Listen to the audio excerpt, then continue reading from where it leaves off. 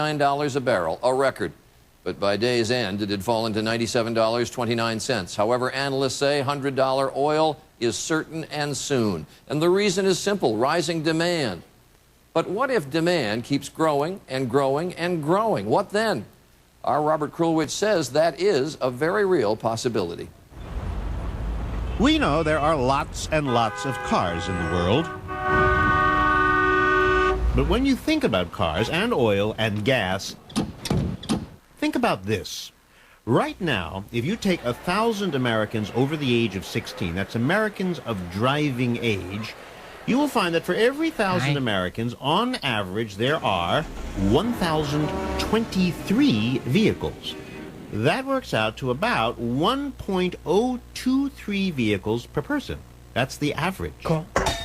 That's your 023. Thanks. For comparison, let us go to France. For every 1,000 French people over 16, they have 702 vehicles, which works out to about 0.7 vehicles per French person. Ooh. In Japan, it's a little less still, about 608 cars per 1,000 Japanese. And when we get to India, in India we are down to 11 cars per 1,000.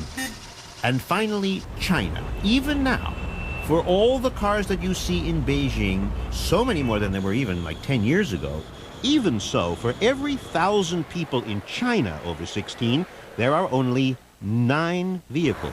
Just 9.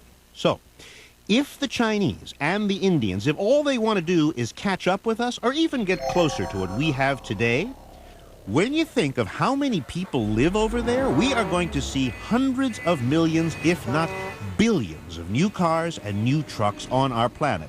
And if they run on gasoline and oil, what is going to happen to gas prices then? Robert Krulwich, ABC News, New York. Our closer look tonight. In France, by